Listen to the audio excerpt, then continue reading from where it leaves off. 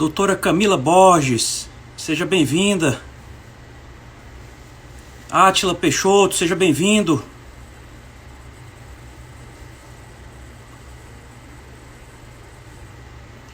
Denise, seja bem-vinda, Denise. Cláudia, bem-vinda. Boa noite.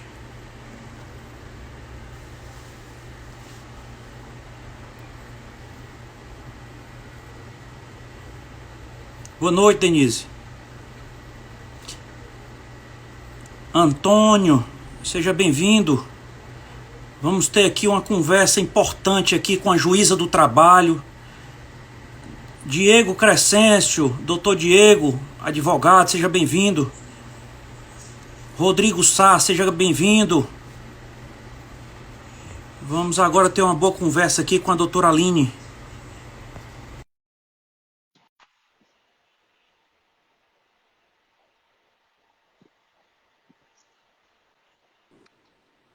Doutora Aline. Olá, boa noite. Boa noite. Tudo bom? Tudo bem, graças a Deus.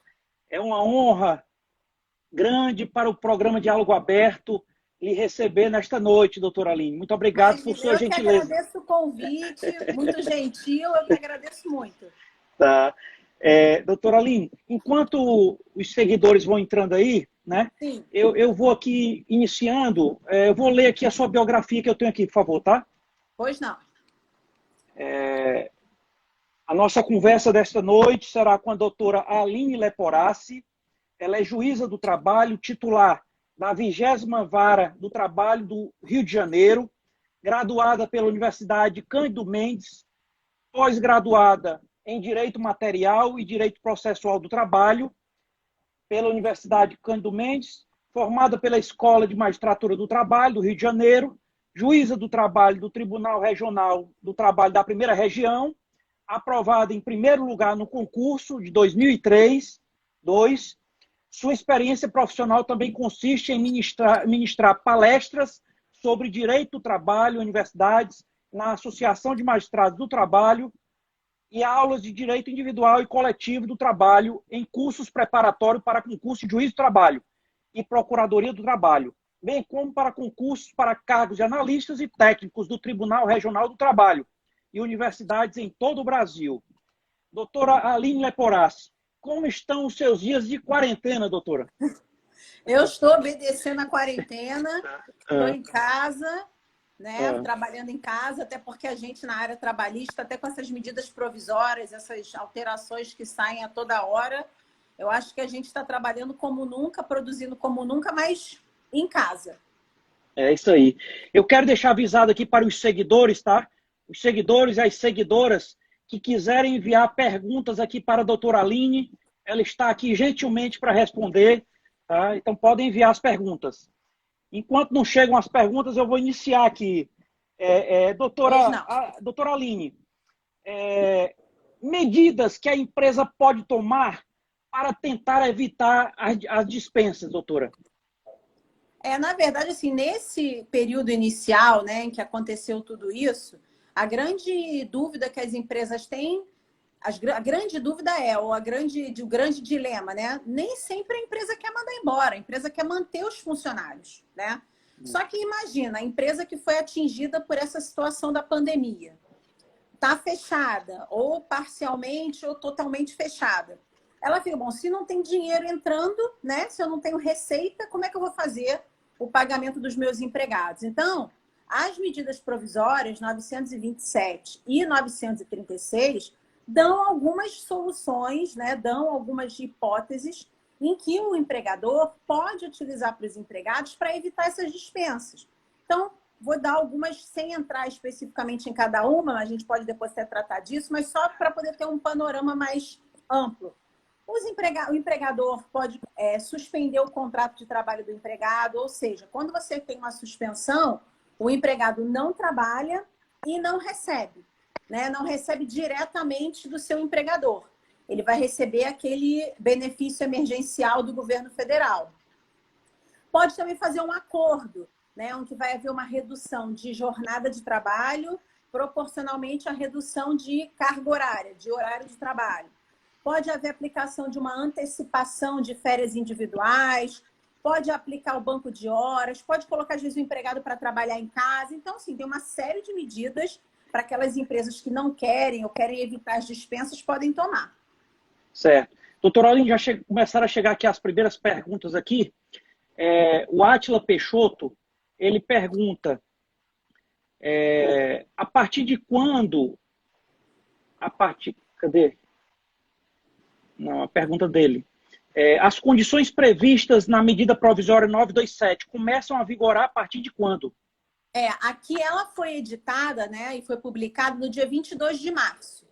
Então, a partir do dia 22 de março, ela já está valendo, sendo que no bojo dela tem o artigo 36, que diz assim: consideram-se convalidadas as medidas trabalhistas adotadas por empregadores que não contrariem o disposto nesta medida provisória, tomadas no período dos 30 dias anteriores à data de entrada em vigor. Isso quer dizer o seguinte, porque os efeitos da pandemia com o fechamento do mercado, fechamento de empresas, não aconteceu só no dia 22 de março. Desde início, mais ou menos 10, 12 de março, isso já começou a acontecer. Então, como o governo federal retardou um pouco a edição de medida provisória, demorou um pouco para poder dar um norte para a gente, muitos empregadores, nesse meio tempo, ficaram se perguntando, será que eu já não posso fazer alguma coisa? E muitos fizeram. Então, a medida provisória em si, ela vale a partir do dia 22 de março. Mas se aconteceu alguma coisa focada nessa questão da pandemia, nos 30 dias anteriores, e desde que essas medidas contratuais não estejam contrárias ao texto da medida provisória, está valendo. Doutor, uma pergunta aqui do Rodrigo Sá. Ele pergunta, empresas estão dispensando, alegando o fato do príncipe ou força maior. Juridicamente, está correto ou não? Por exemplo, a gente teve uma empresa X aqui no Rio de Janeiro que dispensou mais de 600 empregados e simplesmente disse assim, vai cobrar lá do governo federal porque eu só estou fechado porque o governo federal assim determinou, que seria o fato do príncipe. Então, primeiro vamos explicar o que é uma situação, o que é outra. O fato do príncipe é quando um ato do governo federal acarreta o fechamento da empresa, né? Mas não é um ato, para ser fato do príncipe, não pode ser um ato que a gente chama de derivado. É um ato originário, ou seja, sem nenhuma causa, sem nenhum motivo relevante, simplesmente o governo federal edita algum ato que acarreta o fechamento. Vou dar um exemplo muito simples. A gente aqui no Rio de Janeiro, alguns anos atrás, nós tivemos a expansão da linha do metrô. Quando houve a expansão da linha do metrô, algumas vias tiveram que ficar fechadas. Em virtude do fechamento dessas vias, que é um ato do governo, muitas empresas ficaram sem visibilidade. Porque imagina, cheio de tapume, cheio de coisa fechada. Então, essas empresas fecharam. Isso é fato do príncipe, ou seja, determinou o fechamento de uma via que acarretou o fechamento das empresas. Não, essa determinação de fechamento da via simplesmente é um juízo que a gente chama de conveniência da administração pública. O que não é, Rodrigo, que eu verifico aqui no caso da pandemia. O governo federal, nesse caso, na minha visão, ou o governo estadual ou municipal, quem quer que tenha sido, né? Determinou o fechamento das empresas não como um ato originário, mas o que a gente chama de ato derivado, ou seja, como se fosse uma resposta ao vírus para que não houvesse uma propagação maior. Então, ele não simplesmente quis fechar, ele precisou fechar ou precisou determinar o fechamento. Então, não acho que seja fato do príncipe, não acho que seja o caso da administração pública fazer os pagamentos. O que a gente pode interpretar é que possíveis empresas que tenham sido afetadas pela pandemia, isso é uma coisa que eu queria deixar bem claro.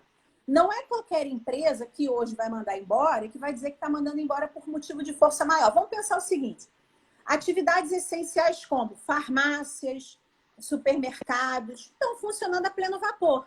Então, essas empresas não foram afetadas pelos efeitos da pandemia. Então, se mandar embora, vai ser uma dispensa sem justa causa normal. Não vai ser um motivo de força maior. Agora, vamos pensar num restaurante que está fechado, num cinema, numa academia de ginástica, aí sim. Aí essas empresas que precisarem dispensar porque não está entrando dinheiro, vamos dizer assim, elas podem embasar no motivo de força maior. O embasamento da força maior está lá no artigo 1º, parágrafo único da medida provisória 927, que diz que se aplica durante o estado de calamidade pública e para fins trabalhistas constitui hipótese de força maior. Então, para aquelas empresas afetadas pela pandemia, uma possível dispensa poderia se enquadrar como força maior. Já verifiquei também, dentre colegas juízes com quem eu converso, doutrinadores, enfim, aquilo que a gente está tendo acesso agora, que nem todo mundo vai enquadrar como força maior. Por quê? Porque, pelos termos da CLT, para ser força maior, isso precisa acarretar o fechamento da empresa. Não esse fechamento temporário, o fechamento total e definitivo da empresa, tá? Mas se houver um enquadramento, eu acho que o melhor enquadramento seria força maior e não o fato do príncipe. Aí você me perguntar, Aline, tá, tô mandando embora por força maior, o empregado vai ter direito a receber o quê? Né? Ele vai receber o 13º proporcional, as férias proporcionais, vai conseguir sacar o fundo de garantia dele. Agora a gente já tem uma circular da Caixa Econômica Federal, ele vai conseguir receber o seguro-desemprego. O que ele não vai conseguir receber por causa da força maior é o aviso prévio, ele não recebe, independentemente do número de dias desse aviso prévio. Ele não vai receber o aviso prévio. E, além de não receber o aviso prévio, aquela multa do fundo de garantia, que normalmente é de 40%, é cortado pela metade.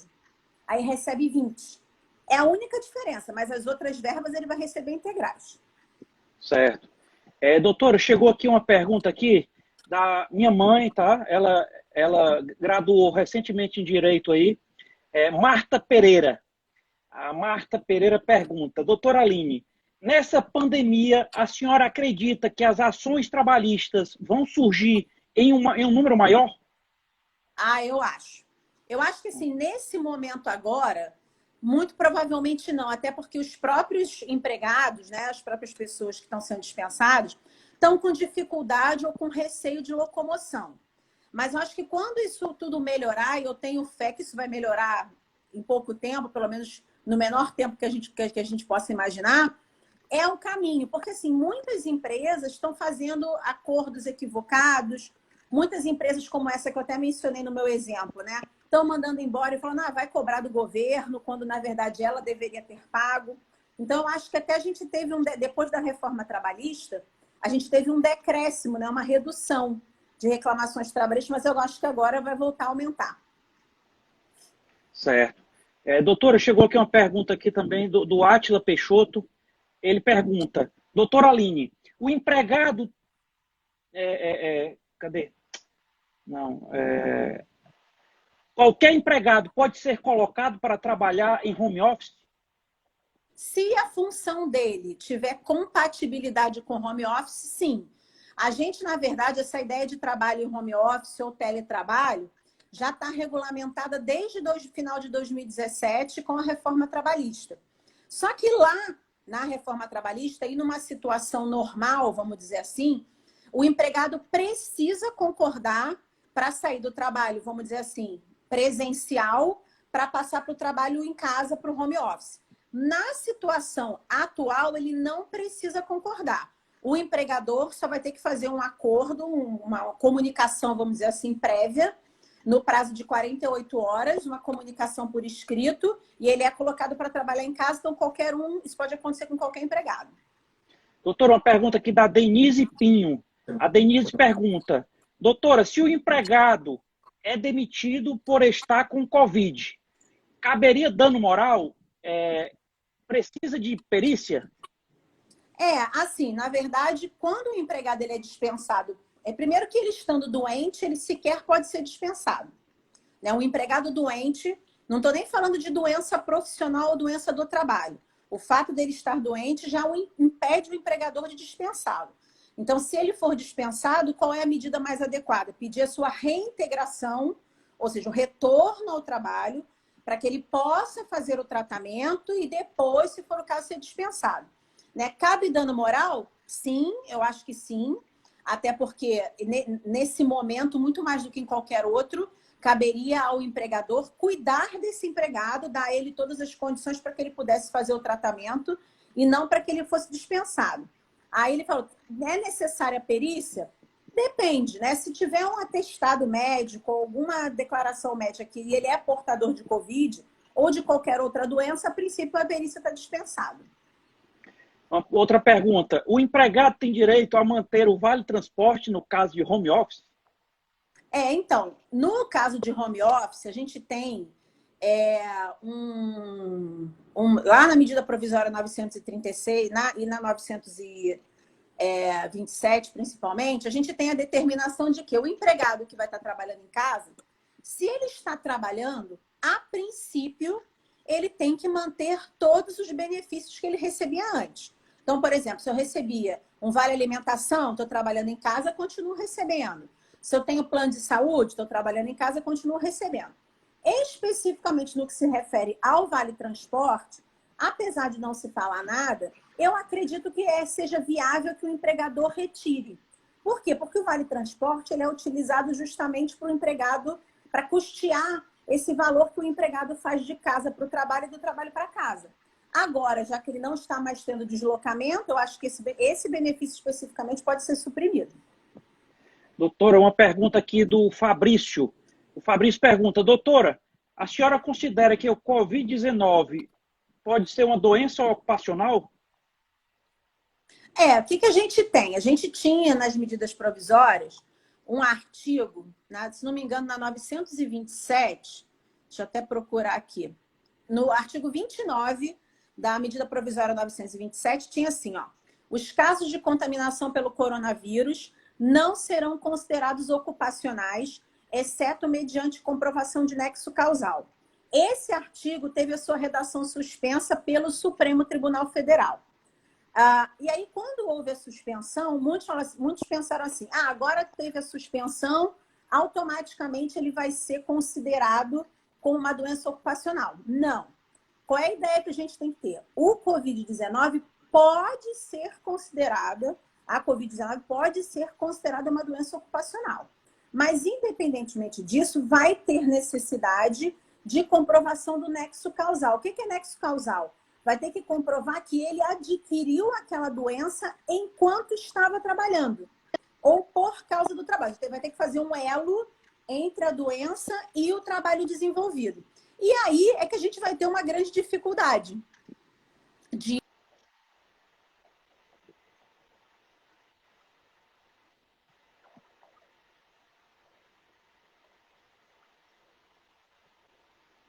Voltei. Voltou. Vou continuar. Quando eu parei de falar, vou voltar onde eu parei. A grande dificuldade que a gente vai ter, na verdade, é conseguir comprovar esse nexo causal, ou seja, que o empregado adquiriu essa doença enquanto estava trabalhando ou por causa do trabalho. Então, assim, a pergunta dele, pode ser considerado uma doença ocupacional? Pode. Pode sim, não há problema. Mas vai ser difícil comprovar, porque como é uma coisa que você pega no ar, né, ou em contato com pessoas, isso você pode pegar quando você vai ao supermercado, isso você pode pegar quando você vai à farmácia. Então, talvez a grande dificuldade que eu visualizo é comprovar esse nexo de causalidade, mas pode. Quero mandar um abraço aqui para o meu amigo Eric Vasconcelos, secretário executivo de Turismo de Fortaleza, triatleta, Ironman. Grande abraço, obrigado pelo prestígio aí, amigo. O Ivan Gomes pergunta, doutora, posso entrar com pedido de liberação na Justiça do Trabalho para sacar todo o saldo do FGTS? Pode. Né? Assim, alguns juízes liberam, outros não. Por quê? A gente teve também uma medida provisória que autorizou para todos os empregados, independentemente de estarem trabalhando ou da forma de dispensa ou não, ou se estão discutindo ou não a forma de rescisão, eles podem levantar o valor previsto no 1.035 ou R$ 1.045 previstos na medida provisória. Só que por conta da força maior, muitos estão ajuizando a ação para poder sacar o valor todo. Pode pedir? Pode. Aí vai depender do entendimento do juiz liberal ou não, mas pode pedir. Certo. Doutora, outra pergunta que chegou aqui é do... Cadê? Cadê?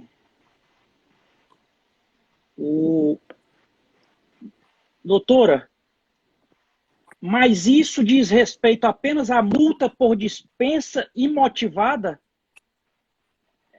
O Antônio está perguntando.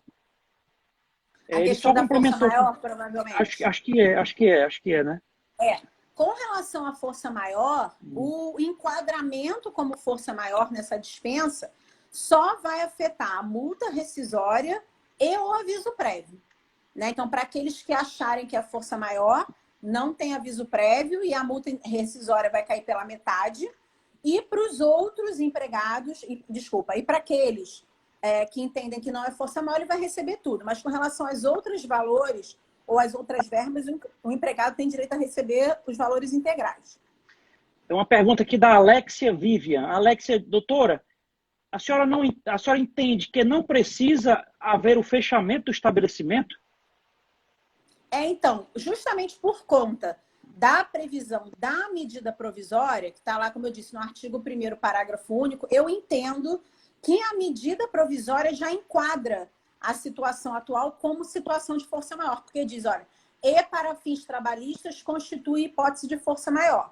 Então, para mim, no artigo 1º, parágrafo único da MP 927, para mim, a hipótese já é de força maior, independentemente do fechamento da empresa. Por isso que eu falei, vai depender do entendimento de cada um. Por que eu falo isso? Porque, assim, numa situação do mundo normal, a gente tem, na minha opinião, claro, a gente tem que, obviamente, seguir o que está na legislação. Nesse momento em que está todo mundo está muito sobressaltado, as situações estão muito à flor da pele, é uma situação excepcional, porque assim, quando que a gente, na vida, ia pensar que estaríamos passando por uma situação dessas, né? Então, a gente talvez tenha que flexibilizar um pouco os conceitos, flexibilizar um pouco a situação para poder interpretar como medida como força maior. Então, eu entendo como força maior, independentemente do fechamento definitivo da empresa. Doutora, uma pergunta aqui da Ana Lúcia. Na dispensa por força maior, o aviso prévio não precisa ser pago? Os dias que ultrapassarem os 30 dias devem ser indenizados? Assim, como a força maior isenta do pagamento de aviso prévio, eu acho que independentemente do número de dias desse aviso, porque assim, até 2011, a gente tinha um aviso prévio de 30 dias para todo mundo. A partir da lei que vem em 2011, a gente passou a ter a chamada proporcionalidade do aviso prévio, ou seja, quanto maior o contrato de trabalho, mais dias o empregado vai ter de aviso. Mínimo de 30, máximo de 90. Como a força maior isenta o empregador de pagamento do aviso prévio, para mim, independentemente do número de dias dele, não tem que pagar. Uma pergunta da Alexia Vivian. Doutora, o FGTS por força maior, a Caixa está liberando? Está liberando. Assim, quando você tem uma decisão, uma rescisão contratual com base em força maior, você tem a liberação. Eu não sei se a pergunta dela diz respeito aos empregados que ainda estão trabalhando. Para os empregados que ainda estão trabalhando, eles têm um teto do valor de FGTS que pode ser liberado de acordo com a medida provisória. Então, eles vão lá, apresentam a carteira de trabalho, né, informam que é por motivo de força maior e conseguem liberar. É uma liberação meramente administrativa. Claro que hoje em dia, como a Caixa Econômica Federal está muito assoberbada por conta do pagamento desses auxílios e desses benefícios, obviamente que vai demorar um pouco mais do que demoraria numa situação normal, mas pode liberar. Uma pergunta aqui, doutora. Caso o empregado apresente um atestado de afastamento por ter sido infectado pelo coronavírus, esse afastamento será considerado ocupacional? Depende. Não assim, num primeiro momento, não. Porque, como eu disse antes, a gente não tem como presumir que o afastamento dele, que a Covid-19 foi adquirida no trabalho. Poderia haver uma presunção daquelas pessoas que trabalham na linha de frente, por exemplo, nos hospitais, nas clínicas. Aí eu poderia ter uma presunção, mas essa presunção não é uma presunção absoluta, ou seja, ela demanda a comprovação efetiva de que foi adquirida no trabalho ou em decorrência do trabalho. Mas, independentemente de ser ocupacional ou não, apresentou atestado, tem que ser automaticamente afastado. Doutora, uma pergunta aqui da advogada trabalhista, doutora Camila Borges. A doutora Camila pergunta, doutora Aline, e sobre as audiências virtuais, a senhora concorda com a audiência de instrução virtual? Isso aí está a maior polêmica no Brasil inteiro, porque assim, como a gente está com os tribunais fechados, nós estamos trabalhando normalmente de forma remota, né? Mas você não tem mais, não está tendo por enquanto, o atendimento pessoal. E aí, como é que fica a questão das audiências? Nós estamos com audiências adiadas desde meados de março. Então, são centenas, né, dezenas, milhares de audiências pelo Brasil inteiro adiadas. E aí, por conta disso, o CNJ, que é o Conselho Nacional de Justiça, junto com o CSJT, que é o Conselho Superior da Justiça do Trabalho, e outros conselhos, implementaram a chamada audiência virtual. O que é isso? Você pode, cada um na sua casa ou cada um dentro do seu ambiente próprio, fazendo audiência, né? Qual é a vantagem? A vantagem é que você não fica com o processo parado com aquela audiência pendente. Qual é a desvantagem? Não sei se posso chamar de desvantagem, mas talvez um empecilho para que... Nem todo mundo tem acesso à internet. Isso é uma coisa que às vezes fala, mas todo mundo tem internet. Não. Nem todas as pessoas têm acesso à internet, nem todas as pessoas sabem como manusear a internet, até porque existe um sistema específico que tem que ser baixado, o advogado tem que enviar os dados para ter link, senha, enfim, tudo isso. Então, a gente tem que estar sensível a isso. Então, o que eu acho? Deveria haver uma introdução de audiências virtuais de forma gradativa. Então, primeiro, uma audiência apenas de conciliação, onde os advogados poderiam se apresentar sozinhos, sem que a parte precisasse estar presente, sem oitiva de testemunha, né? Depois de um tempo que todo mundo tivesse acostumado, se fazer uma audiência chamada inicial, que é só para poder apresentar contestação e marcar a instrução depois, ou então, e mais para frente, uma audiência de instrução, que é onde tem oitiva de testemunha, né? Então, assim, não é que eu acho que vai ser impossível de se fazer, deve fazer de uma forma apressada, fazendo as coisas de uma forma mais tranquila, de forma mais paulatina, até para que todos nós possamos nos acostumar. Porque, na verdade, qual é o grande receio dos advogados? Muitos advogados pensam assim, porque o juiz não vai ter bom senso, ou o juiz não sabe a dificuldade, está todo mundo com a mesma dificuldade. Assim como os advogados não sabem mexer bem nessa ferramenta, eu também não sei. Ninguém sabe porque é muito novo. Não é privilégio de ninguém, né? Tanto que, por exemplo, eu agora estou entrando de férias, a minha substituta que vai ficar lá na vara, ela vai fazer audiência virtual de conciliação, né? Dessa forma, bem devagar, para ver como é que a coisa vai funcionar. E nós lá da minha vara, nós fizemos uma reunião virtual pelo sistema, meio como se fosse uma audiência simulada, só para a gente ver como é que a coisa funcionava.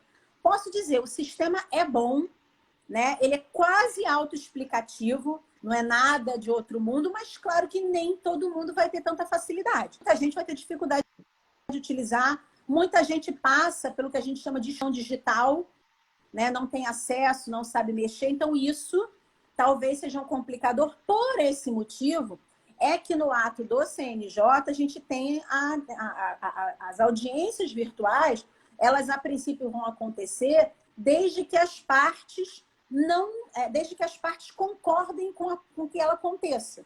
Claro que o advogado que não concordar vai ter que fundamentar o motivo pelo qual ele não quer. Não vai simplesmente, eu não quero, não estou com vontade. Não. Vai ter que peticionar, né, e vai ter que informar. Mas eu não sou contrária, até porque assim, eu não tenho em mente quando é que as audiências presenciais vão voltar. Então, isso seria uma forma de que os processos e as audiências não ficassem paradas, pelo menos no primeiro momento. Doutora, uma pergunta aqui da Denise, mas essa a senhora já respondeu. O Covid gera dano moral para o empregado? A senhora já respondeu, né? Outra, do advogado, doutor Diego Crescêncio. O doutor Diego pergunta, doutora, as medidas previstas na ANP 936, suspensão de contrato de trabalho e redução da jornada de trabalho, seriam constitucionais? Qual a sua opinião?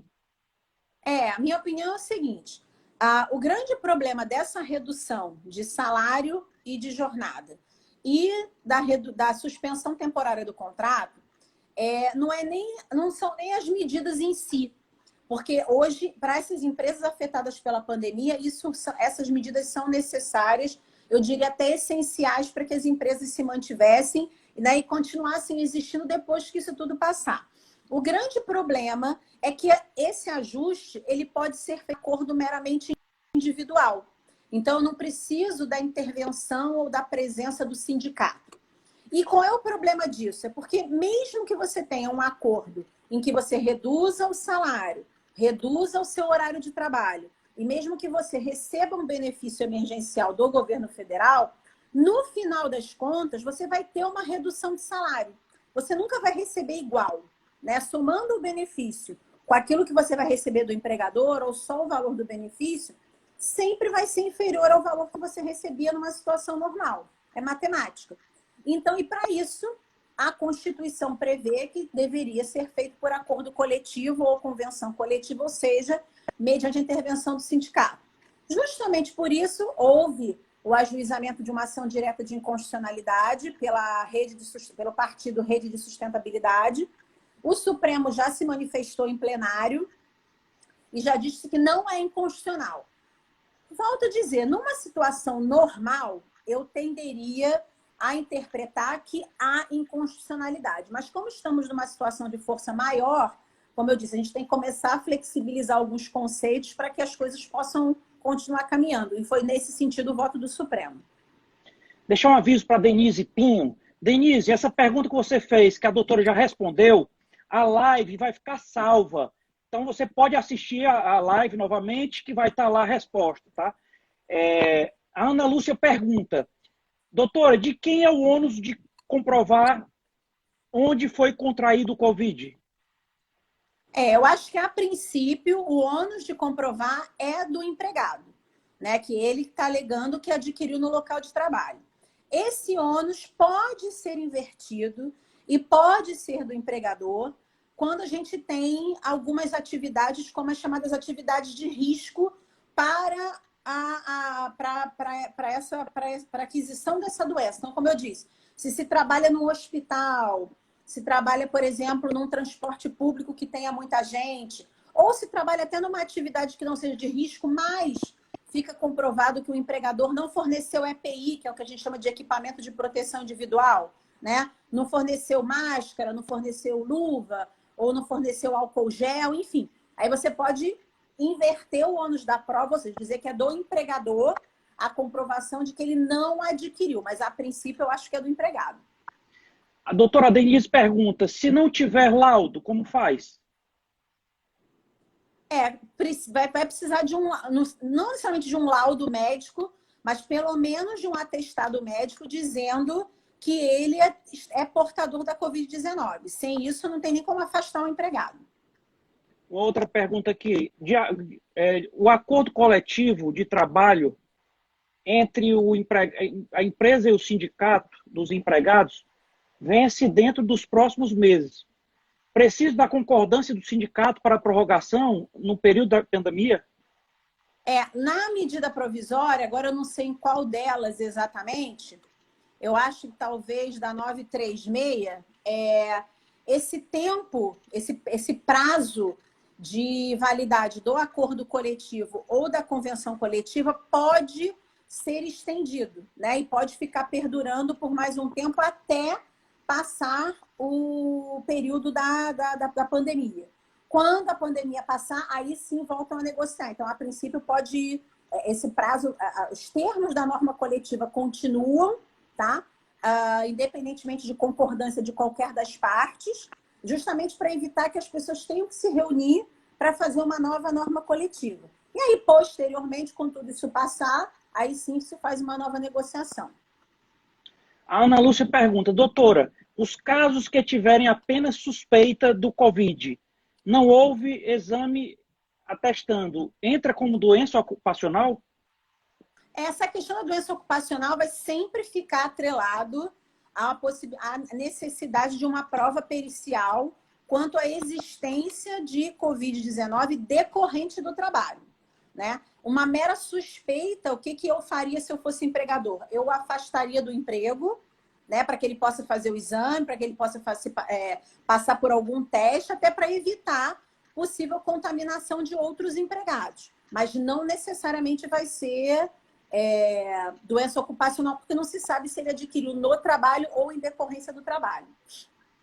Tem uma pergunta aqui do Átila sobre força maior, que a doutora já respondeu. Átila, vai ficar salva lá a live, aí você vê lá. Tá? Uma pergunta do Rodrigo Sá.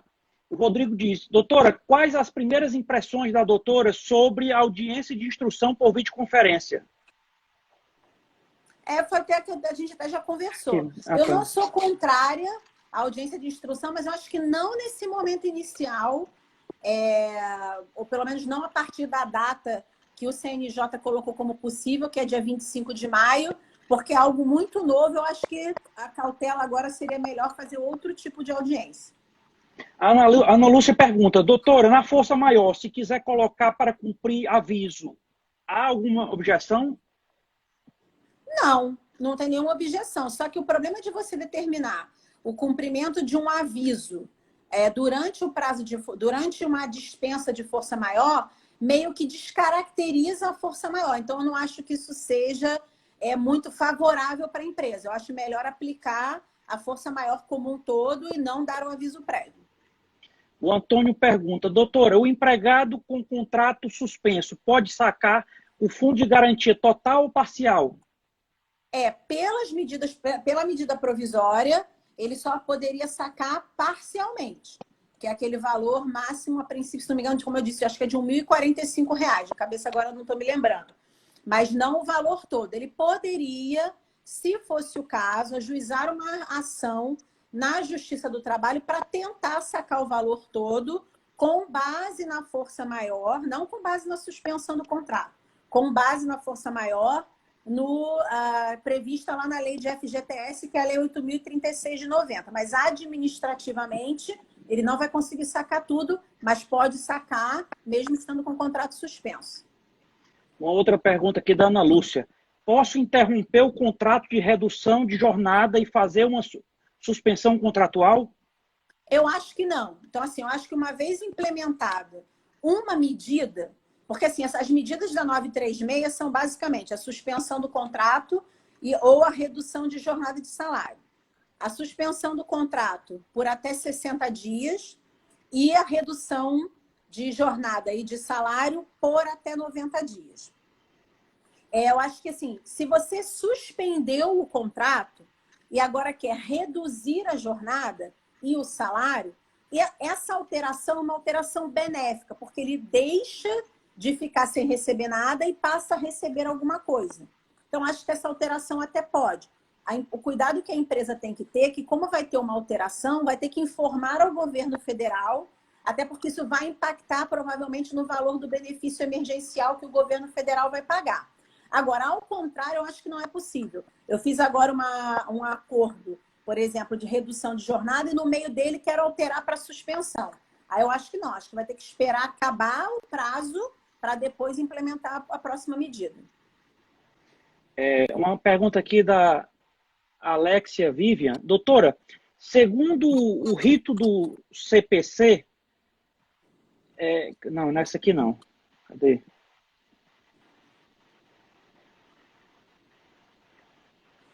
É isso mesmo. Segundo o MP, desculpa, depois da suspensão,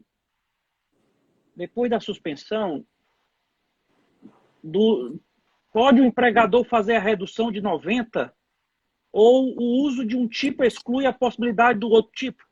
Não há nenhum problema. Assim, o que tem que ficar claro é que essas medidas podem ser tomadas uma em seguida da outra. Então, eu posso suspender o contrato e depois reduzir a jornada e o salário ou vice-versa. Só que o somatório dessas duas medidas não pode ultrapassar 90 dias.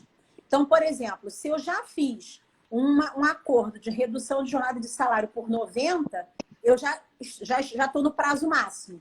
Mas não haveria nenhum problema de eu, por exemplo, fazer 45 dias de suspensão do contrato e depois 45 dias de redução de jornada de salário. Então, assim, posso fazer um seguido do outro, mas esses dois prazos somados não podem ultrapassar 90 dias nos termos da medida provisória. Outra pergunta, doutora, quais são as principais excepcionalidades previstas pela nova lei sancionada em fevereiro que impactam a relação dos trabalhadores e as empresas nesse momento de pandemia? As principais medidas, né, previstas na medida provisória 927 são o teletrabalho, a antecipação de férias individuais, férias coletivas, aplicação de banco de horas, a antecipação de feriados. Essas são medidas que a empresa pode tomar para conter os efeitos da pandemia. O Rodrigo fala aqui, doutora, fala-se muito nesse momento em suspensão no cumprimento de acordos pela pandemia.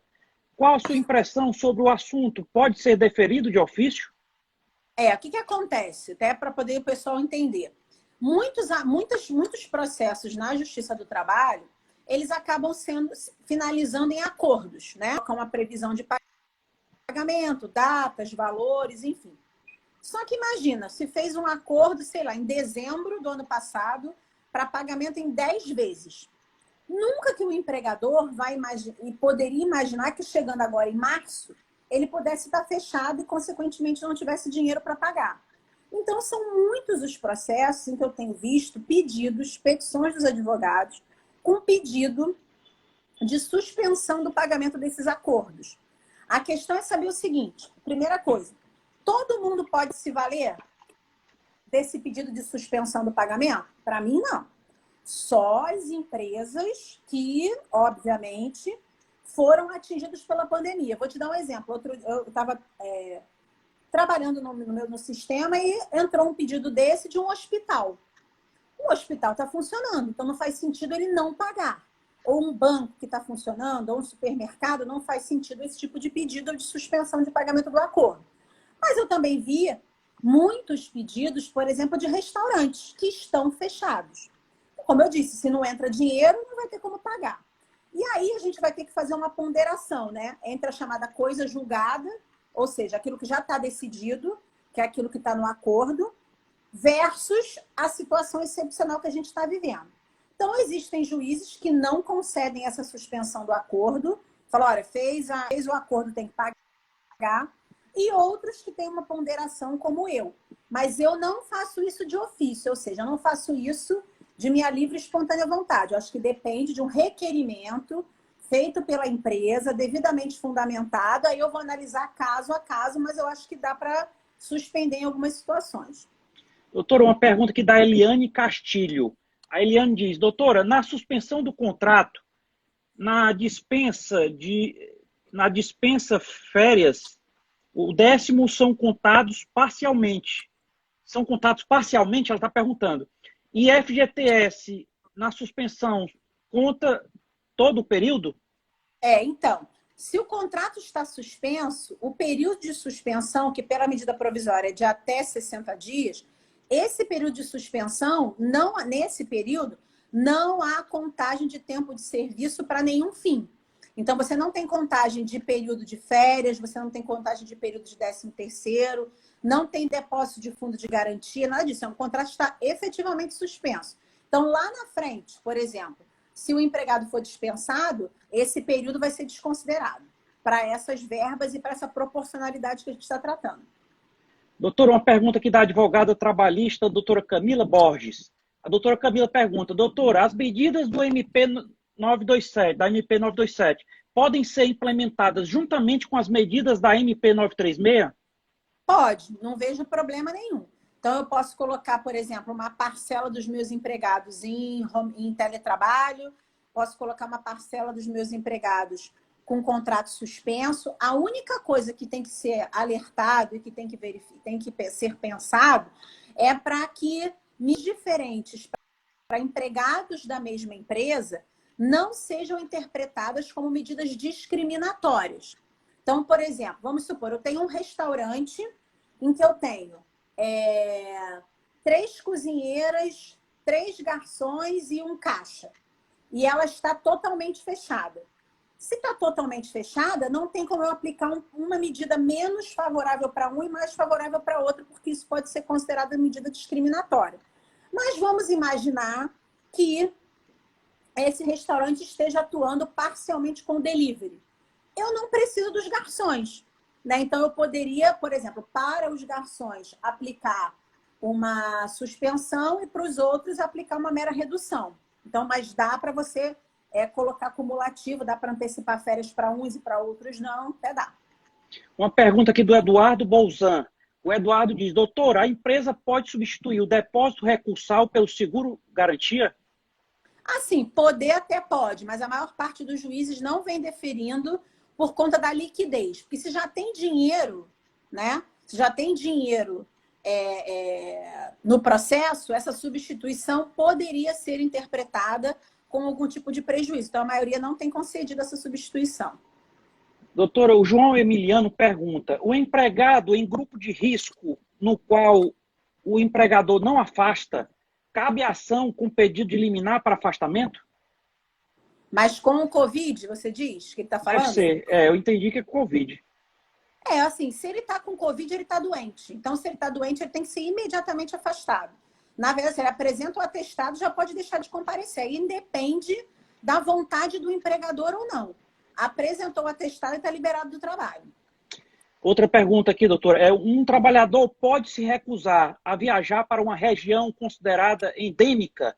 Qual implicação ele terá se não for? Assim, na verdade, hoje o mundo todo é endêmico, né? Então, na verdade, hoje ele não deveria nem ser colocado para viajar para lugar nenhum.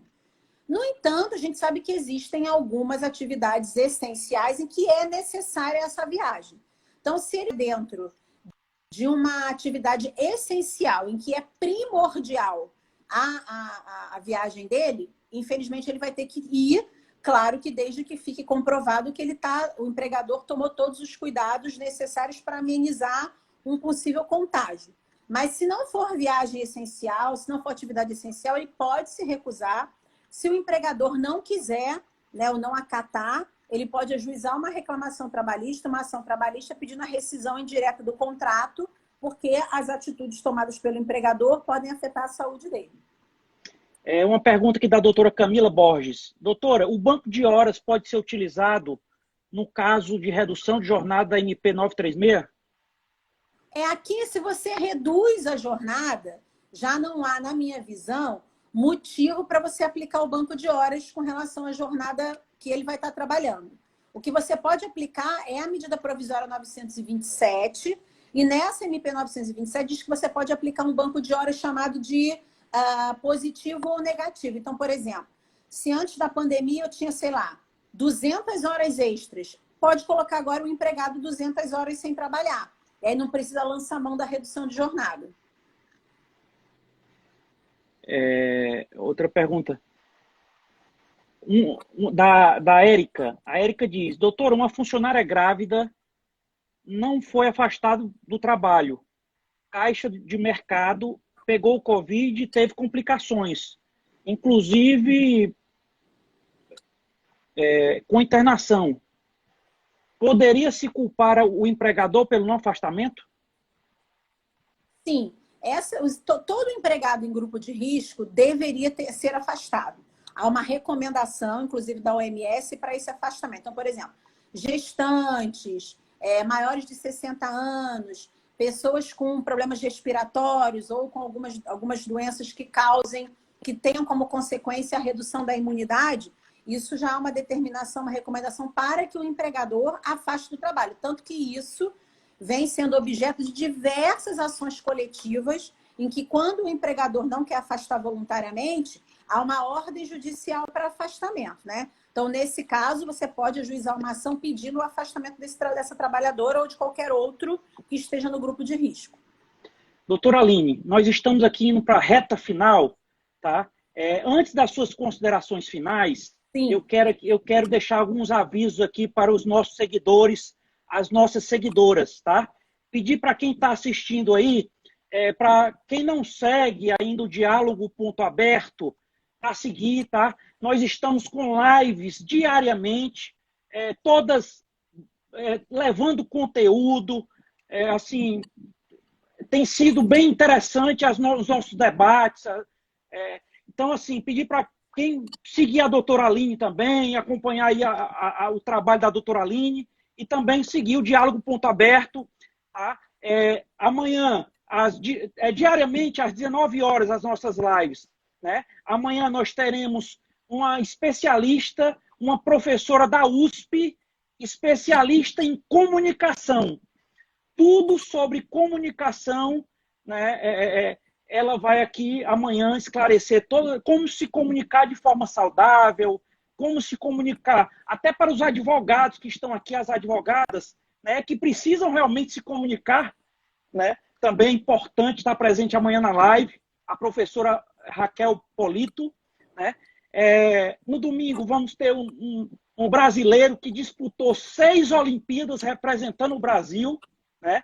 E tem 10 vezes campeão pan-americano representando o Brasil, vai estar conosco aqui, que é o Hugo Oyama, vai estar aqui domingo. Segunda-feira nós vamos ter aqui o secretário de Segurança do Estado do Ceará. Doutora, nós estamos aqui em lockdown e o secretário de Segurança vai tirar todas as dúvidas sobre a questão do lockdown, sobre o decreto que o governador está vigente aqui com relação ao lockdown. Então, enfim, temos uma programação aí diária de lives às 19 horas. Então, pedir para seguir. Doutora, faltam aqui 6 minutos para a gente concluir a live. Eu vou pedir para a senhora deixar uma mensagem final aqui. E eu quero dizer para a senhora mais uma vez, sabe? Que a senhora é um exemplo de servidora pública, tá? Exemplo de servidora pública. Se a maioria dos servidores públicos no nosso país fosse como a senhora. Desde o primeiro contato que eu fiz com a senhora até hoje, a senhora nos atendeu de forma gentil, tá? Aqui dispondo a sua sexta-feira à noite aqui para esclarecer tantas dúvidas aqui dos seguidores, tá? Quantas dúvidas, uma aula que a senhora deu para todos aqui, tá? Então, assim, doutora, sua mensagem final de otimismo que nós vamos passar logo dessa aí, doutora. E verdade. Muito obrigado. Então, tá com a senhora, doutora. Primeiro agradecer o convite, né? Muito gentil. Assim, agradecer a todo mundo que estava aqui participando, com perguntas. Qualquer dúvida que eu não tenha respondido, até ele já falou, vai ficar salva a live, mas caso não tenha dado tempo, pode me procurar lá inbox no meu Instagram, enfim. E agradecer, como eu disse, agradecer o convite, a gentileza. E dizer que não só eu, mas nós da Justiça do Trabalho, do Brasil inteiro, estamos fazendo o máximo que a gente pode para poder minimizar os efeitos disso nos contratos de trabalho, inclusive nas ações judiciais que estão em curso. Então, todos os advogados que estão entrando em contato, para que a gente possa agilizar os alvarás, o Brasil inteiro, todos os TRTs do Brasil inteiro estão imbuídos desse objetivo, que a gente sabe que as pessoas sempre passaram, mas hoje estão ainda mais passando por necessidade. Então, tanto que nós tivemos um aumento assim, substancial de expedição de alvarás. Então, mesmo não havendo um contato presencial, os TRTs do Brasil inteiro têm disponibilizados e-mails para que os advogados possam entrar em contato. Não só eu, como todos os juízes, não só os juízes, os servidores, enfim, todos estão imbuídos disso. Estamos aqui todos também rezando para que isso acabe o mais rápido possível, para que a gente possa tentar voltar, não sei se é a vida anterior, mas pelo menos para que a gente possa tentar voltar o mais rápido possível numa vida relativamente normal, né? Então, eu espero que vocês tenham gostado da live. Sempre que quiser, estou à disposição. Um beijo para todo mundo. Qualquer coisa, podem me seguir lá, mandar as perguntas que eu vou respondendo com todo cuidado. Doutora, pelos comentários que mandaram aqui, todos gostaram da live, foi sucesso. Tá? A senhora explica, inclusive tiveram vários comentários aqui elogiando a forma da sua explicação, sabe? Que realmente é bem prática, é bem fácil de realmente se entender. Tá? Até os que não são muito afeitos ao direito, muito próximos ao direito, a senhora fala de uma maneira que realmente dá para entender fácil. Então, assim, doutora, mais uma vez, pedi aí para vocês, quem não segue a doutora Aline, seguir aí, e também quem não segue o Diálogo Ponto Aberto, seguir e acompanhar as nossas lives diariamente às 19 horas. Cumprimentar aí também o advogado trabalhista, doutor professor Pragmácio, Eduardo Pragmácio, que eu vi aqui também, fez uma live também que foi sucesso conosco. Tá? Então, até amanhã às 19 horas, uma live tudo sobre comunicação com a professora Raquel Polito, lá da USP, Universidade de São Paulo. Tá? Doutora Aline Leporassi, pedir que Deus lhe abençoe, Obrigada, que lhe dê muita saúde aí, tá? E que se Deus quiser, o Brasil cada vez mais terá servidores públicos como a senhora. Tá? Muito obrigado. E avisar para as pessoas que não assistiram a live toda, ela vai ficar salva aqui, tá? Podem acompanhar. E também, se quiser transmitir para alguns amigos também que têm interesse no direito do trabalho, pode também enviar, né? Então, obrigado. Até amanhã às 19 horas. Boa noite. Parabéns, doutora, pelo trabalho. Obrigada. Boa noite. Obrigado. Até a próxima. Boa noite. Até. É isso aí, pessoal. Muito obrigado aí pelo prestígio, tá?